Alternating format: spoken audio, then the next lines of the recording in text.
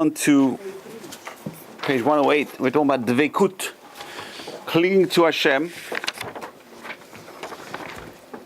And clinging to Hashem is really the key. That's what it's all about, really. What is this? What is Judaism all about? And the answer is obviously it's about many things, but the key is knowing where God is. That's God is Hashem number one. He's number one. He's the number one. He's one and he's number one. Hashem is number one. He's the boss. So if you can cling to the boss, if you get close to the boss, and you become, as we said, Moshe Rabbeinu was Avdi Moshe. Moshe was Eved Hashem. That's the highest level a human being can reach. The highest person can reach is Eved Hashem, to do God's will. If you do God's will, you're Eved Hashem. If you do God's will, you are God's servant, and that is the highest level. And how does a person become God's servant? And the answer is, number one, is we have to cling to Hashem. How do you cling to Hashem? And the answer is very powerful, through tefillah. Usually through tefillah, a person clings to Hashem, or through mitzvot, or through meditation. A person can cling to Hashem in his mind. So a person can walk through anywhere you want. You can be anywhere in the world and you can think of Hashem and you're clinging to Hashem in that second. You're there with Hashem. So it's a very powerful idea that you don't have to be in a specific place at a specific time to cling to Hashem. You can cling to Hashem anytime. As we talked about last week, the Rabbi says in Moreh Nevuchim, he says, even if you're at home in your bed and you can't fall asleep, use those precious moments to cling to Hashem. It's very powerful. It takes a few seconds.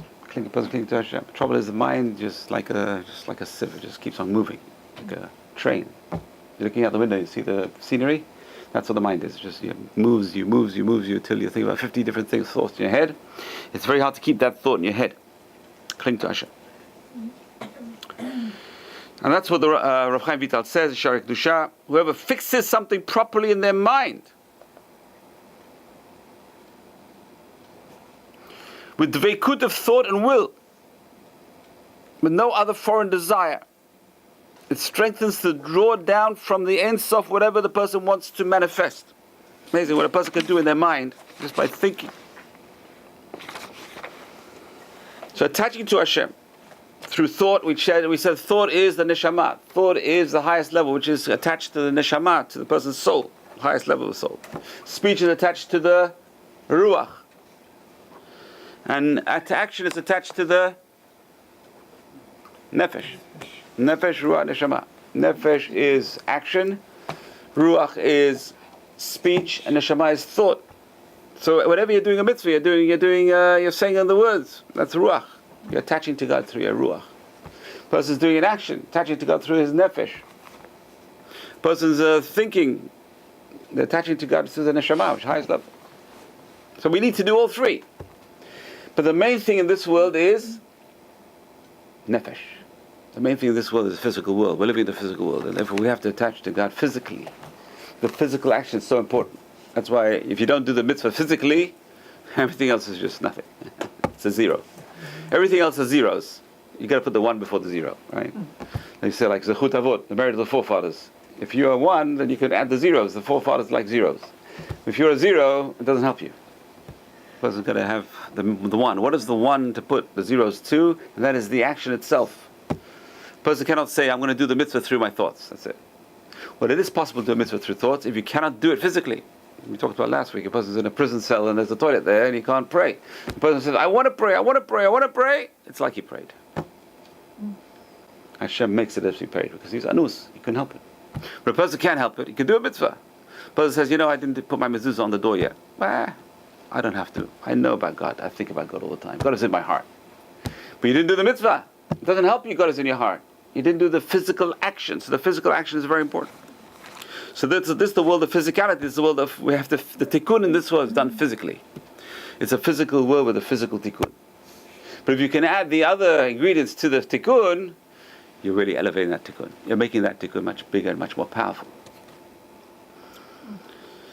So attaching to Hashem, whether through thought, speech, or action, to whatever degree, on whatever level, always causes revelation of the infinite. There's a beautiful Zohar in this week's parasha. Yaakov Avinu, right? He's going to meet, who's he going to meet? Esav, his brother.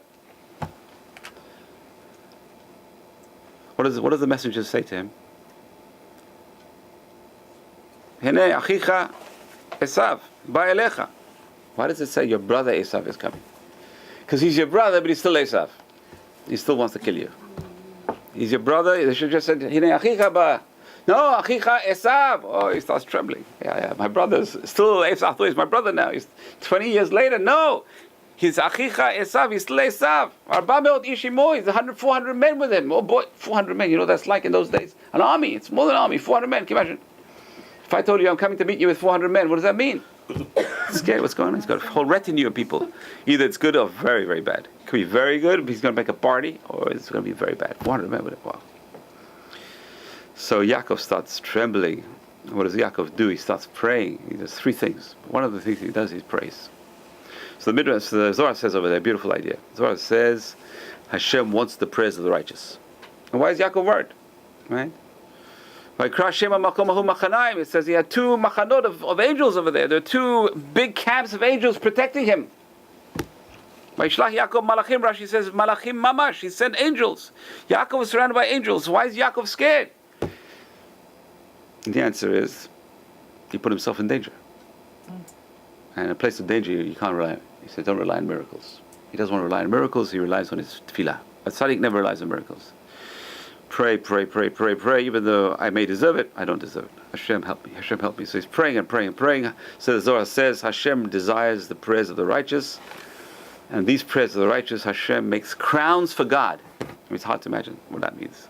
We have no concept what that means, but it doesn't mean crowns literally. But don't take it literally, nothing's literal. A person who prays is creating crowns for Hashem. We can't even see it. It's amazing. We create things in the world above through our actions and through our thoughts, through our speech. And that's why it's so dangerous what we think and what we say. It's very important to purify the mind. Think always good thoughts, always pure positive thoughts, always good thoughts. Hard to have good thoughts all the time. And positive thoughts and positive speech and good actions. So we have to realize that whatever we do, thought, speech, action, if we're attaching ourselves to Hashem, whatever level, it causes some kind of revelation. It causes something in the future world. And if we can't see it right now, there's something tangible which is being changed in the worlds above. It's a metaphysical law, the Zohar says. Its experience, quality, and quantity of blessings contingent upon the person's spiritual stature. So there's a few variables over here. How much blessing was a person going to get through this mitzvah? It depends. Number one is kavanah. Number two on the thought. Number three on the speech. Number four, depends on the person's spiritual stature. Where's the roots of their soul? The soul. Some souls are lower than others. The roots of the soul. We have to understand that the person is is a tree, upside down tree. Our roots of our souls are high up in the worlds above. We just see the leaves of the tree. You're looking at a person that's the lowest level of the soul. You're looking at the lowest level of the soul. You're looking at the vessel of the soul. You don't look at the soul, you look at the vessel of the soul. So we judge people by the vessel of the soul. And what does the Pirkei Avot say? Al tistakel b'kankan. Don't look at the kankan, don't look at the vessel of the soul. Look at what's inside the vessel. Look at the soul itself. Why? Because it looks like a new soul, it looks like a new vessel, but it's an old soul. It looks like an old vessel, but it's a very new soul. Because we don't know what's going on inside the person. We have no idea what the soul is. Some people are reincarnations of reincarnation, a trillion times. We don't know. And some people are brand new. They're just new in the world. Their soul's a brand new soul. We don't know what's going on. That's what it says. Al tistakel b'kankan. Don't look at the packaging. Human bodies are packaging. And today you can alter the packaging as well. Plastic surgery and other things, you can alter the packaging. It's all packaging. Today, society is very much into the packaging. The Western world is into packaging. It looks beautiful, must be beautiful. Wrong! It looks beautiful, but the inside, al tistakel b'kankan. Don't look at the outside. One of the greatest rabbis was very ugly. Rabbi Yeshua ben Hanania, very, very ugly. And he went to Rome, and the Caesar's daughter asked, he says, why is the Torah in such an ugly vessel? Disgusting. Why didn't God put wisdom in a wise man? But why is such wisdom in such an ugly person? So he says, where does your father store his wine? And what does she say? In clay vessels, pottery. So why does he store good wine in disgusting vessels? Tell your butler to put it all in gold vessels. So she tells the butler, goes home, butler, all the wine put in gold vessels. 2 days later, all the wine goes off in his palace. The Caesar wants his wine. The wine is off, vinegar. He screams, "Who put my wine? Who ruined my wine? Butler, you're gonna be in trouble." He says, "It wasn't me, it was your sister, it was your daughter." Calls the daughter, "Daughter, what do you tell the butler? Put everything gold." He says, "It wasn't me, it was the rabbi." "Rabbi, call the rabbi. Blame the rabbi. The rabbi's fault." He says, "Rabbi, you're in trouble." He says, "Why? My daughter put everything." He says, "I didn't tell her to put everything. I just tell her, why does your father put..." She asked me a question. Why is so much wisdom in such a disgusting looking person? So I said, "Where does your father put his wine?" She tells me pottery. I said, "Why does he put in gold?" She asked me that question. Why did God put wisdom in such a... So she said, "I'm trying to teach her a lesson, because the gold will ruin the wine, and the handsome person will ruin his Torah. Could be tried with through his beauty. Like Yosef was a tzaddik, but many people aren't. They could ruin it. The Torah won't last." So that's the reason. Anyway, it's a beautiful reason. But what we see over there is, don't look at the outside. The packaging is not the main thing. The inside is the main thing. And what is the inside? So the guy looks like he's doing a big mitzvah. He's praying. He looks like he's praying. There's a talit over the head. He's praying. His thoughts are miles away. The thoughts are on the beach in Hawaii. I don't know. Just give me an example. Halavai is such a Or he's in his mind, he's building his house, and his mind is investing, and his mind is doing something else. You can't go by the packaging. We don't know what's going on. And you see a guy on the street, and maybe in trouble, he's in his head, he's praying to God 24 hours a day. Hashem, save me from my troubles. Hashem, save me. So where's the more Devekut? And the answer is, obviously, the person who's with Hashem, that's the Devekut. And the Devekut and the reaction depends in the worlds above, where the person's soul is rooted. The nature of the meditation, or the mitzvah. But a spiritual edifice is being built. We have to realize, when we do mitzvot, there is a reaction in the worlds above. There's a reaction in the worlds above. And that's a famous Mishnah. And it's a Gemara in Shabbat, many other places we're going to talk about. Let's give a few places. So here this is a Gemara in Shabbat, Daf Kuf Kaf Zayin. And the Gemara says, it quotes the story of Avraham Avinu in Parsha Vayera, that he sees, his God is visiting him, and he sees the strangers coming. He goes and runs to the strangers, invites them to his house. Here the Gemara says, Rabbi Yehuda Bar Shila says, the name of Rabbi, in the name of Rabbi Yochanan, Shisha Dvarim Adam Ochel Protem Ba'olam Hazeh. There are 6 mitzvot. A person who fulfills them enjoys their fruits in this world. But the principle remains intact for them to enjoy the world to come. So what do we see over here? Number 1 is, when a person does a mitzvah, there's a reaction. Every mitzvah has a reaction. Every mitzvah we do has a tremendous reaction. Sometimes the mitzvah's reaction is in this world, but mostly it's in the next world. And that's the problem. The problem is we can't see what we're doing. If we could see what we were doing, we'd do it 50 times, 100 times, 1,000,000 times better than what we're doing right now. If we could see the value of all our thoughts, good thoughts, just thinking Torah, thinking about Hashem, thinking about helping people, we would do it 24 hours a day. What are the 6 things? Number 1, Haknasat Orchim. A person has guests in his house. Tremendous mitzvah. Gets fruits in this world, and the main thing is the next world. Bikur Holim, visiting the sick. You in tefillah, concentrating doing tefillah. A person concentrates, come on, and meditating through. You know how hard it is to meditate in tefillah? Tefillah is called Avodah Shebalev. It's called the work of the heart. Why is it the work of the heart? Because it's tremendous work. If you really concentrate on your tefillah, you really should be sweating. It's so hard to focus that mind and focus the mind in tefillah. It's one of the hardest things. It's probably the hardest thing I know. I know it's probably easier to do other things which are hard than just keep that mind on target. Keep that mind on target all the time. Hashkabat Bekna Midrash, rising early to go to shul. Migadel Banav L'Talmud Torah, a person raises his children to the study of Torah. How hard is that? It's hit and miss today. Even you send your kids to yeshiva, there's no guarantees. But it's tremendous reward. Your person reads the reward in this world and in the next world. And a person who judges his friend favorably, boy, that's really hard. To judge someone else favorably, that's one of the hardest things there is. What do we see over here? We see that all these small things. Judging someone favorably is in your mind. I had a case, someone comes to my office, sits in my office. A day later, I can't find something. You think that so-and-so took what I had in my office? It's such an easy case, such a small thing. It happens all the time. Someone came to our house. We can't find this. Think, Has v'shalom, a person should think such a thought. You have to judge your friend. If there's no suspicion about the person, judge him favorably. Why do you have to think he took it? Why? I'm sure you're going to find it 2 days later, 3 days later, someone else took it, or someone misplaced it. Usually it's misplaced. There's a beautiful story. It says there's a boy, and he gets married, and in his marriage he gets a beautiful new pair of tefillin, and he gets a beautiful silver, a gold Kiddush cup. And the rabbi is over there, the chuppah. He says, "Rabbi, here, please look after my tefillin for me, and the cup." And the day comes, and the boy is having children, and he has the brit milah. And they say the guy says, "You have a cup to make the bracha." And he says, "I got a beautiful cup in my wedding. I haven't used it since. I gave it to the rabbi. I remember I gave it to the rabbi at the wedding, and I haven't seen it since." The rabbi probably still has it.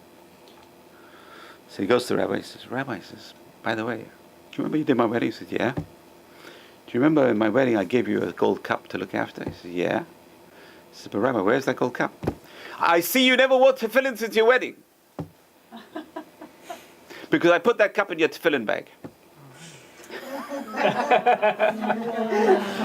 But can you imagine, he suspected the rabbi of taking the cup. It really should have been him he suspected. He didn't wear his tefillin.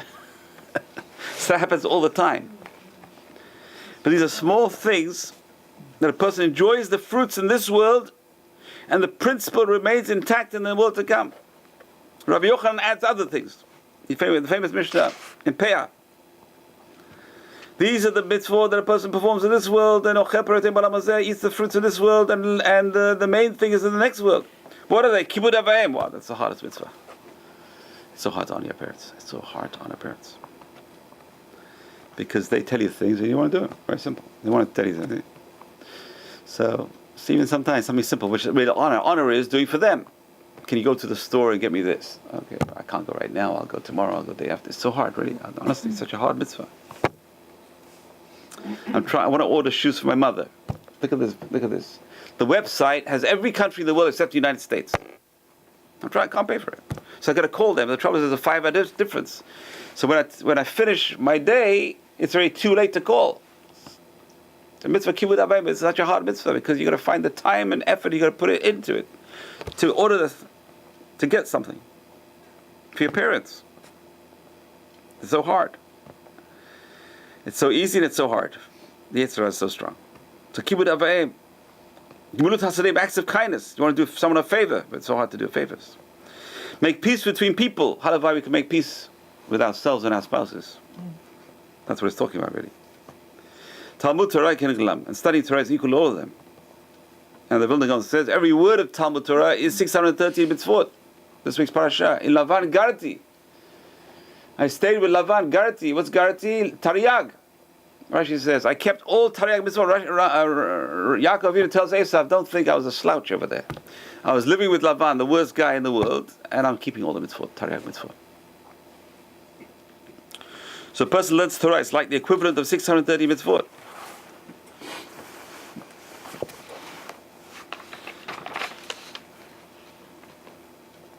So the Gemara asks, one second, we have a contradiction over here. Over here we have certain mitzvot which we had before, and now we're adding these mitzvot. How many mitzvot are there? And the answer is there's tons of mitzvot. There's tons of mitzvot where a person gets reward in this world and in the next world. So it's a beautiful concept over here. There's a lot of commentary over here that you see. We don't really realize this. We don't see the reward in the next world. Imagine the next world is infinite. We need tremendous reward in the next world. It's an infinite world, and that's what Esau is willing to give away for a bowl of lentil soup. He's willing to give away immortality for a bowl of lentil soup. It's interesting because the Zohar says if he didn't know what was going on, he'd kill himself. He'd commit suicide, Esav. If Esav really knew what was going on, he'd commit suicide. Hard to imagine, right? It's a very harsh language. Esav would commit suicide if he knew that he just gave away his world. A lot of people today, they give away their world, they don't see it, so they think they have this world. They give away the next world. But they think they don't know about the next world. But if they knew, they would commit suicide. The fact is they are committing suicide. By killing your next world, you're committing suicide in the next world. It's a horrible thing. Okay, let's move on to the next Gemara. The Gemara says, Lo yacher lesono. Hashem does not delay payment to those who He hates, to destroy him. Wow. So Rabbi Eli says, He doesn't delay payment to those that hate Him. He does delay, but He does not delay payment for their good deeds to those who hate Him. You hear that? He doesn't delay payment to those that hate Him. Which payment? So you think He'd punish them quickly? No. He doesn't delay payment for their good deeds. Wow, that's... You hate me, I'll pay you straight away. Why? You're not going to get a thing in the next world. I'm going to pay you now. But He does delay payment to the totally righteous for their good deeds. So those that hate Him, He pays on time. Those that love Him, delayed. You're going to get paid later. I don't pay you right on time. I'll pay you later in the next world. I mean, Abraham Avinu, right? Hashem says you're going to get the land, you're going to get children, nothing. Land, no children, 1 child. 2 children, maximum. 5 children, 8 children, nothing. He delayed payment. Why? He delayed payment because I can't pay you in this world. Why can't I pay you in this world? This world is not big enough to contain the payment. You have to realize that. We say, Hashem, pay me in this world, but I can't pay you in this world. Why can't I pay you? Why can't you pay me in this world? Just give me $1 million. $1 million, that's it. $1 million is nothing. How much can you do with it? You buy a house, you buy a car, it's over, finished. I'm going to give you something more valuable. I'm going to give you the next world, where it's unlimited. Unlimited. So that's when you get your full payment. This is what Rabbi Yeshua Levi says. Why does it say, today I will command you to do them, today you do them. The mitzvah were made for today, this world. Not tomorrow. Today was made to do them. Tomorrow is made for their reward. Tomorrow in the world to come we get our reward. So we see over here this concept is when you do a mitzvah, you're building something for the future. You're creating a retirement fund. You're creating an IRA. But this IRA is not going to be just for 20 years or 30 years or 40 years or whatever it is. It's going to last forever. It's forever. So the Gemara continues. Amar Rabbi Chagai. Rabbi Chagai says, and some people say Rabbi Shmuel bar Nachmani. What does it say? Erech Apayim, slow to anger. It's very strange. I never thought about this. Erech Apayim is in the plural. Erech Apayim. What's anger? Af. It should be Erech Af. Why is Erech Apayim? Slow to angers. Why is it in the plural? Why is angers in the plural? That's the Gemara's question. Ela Apayim means faces. 2 attitudes. Erech Apayim l'tzadikim, he's slow to show a face to the tzaddikim, a nice face to the tzaddikim. Apayim does not mean anger, the Gemara says, it means faces. He's slow to show a jubilant face to the righteous. What does that mean? He delays the reward until the world to come. Erech Apayim l'rashaim, he's slow to show an angry face to the wicked. He doesn't show them anger in this world, he shows them anger in the next world. So what do we see over here? A person's getting tough times in this world. It's a good idea, it's good. It's fantastic. It's not fantastic, believe me, it's not fantastic. It's not fantastic at all, but it's a sign that Hashem is not paying them back in this world.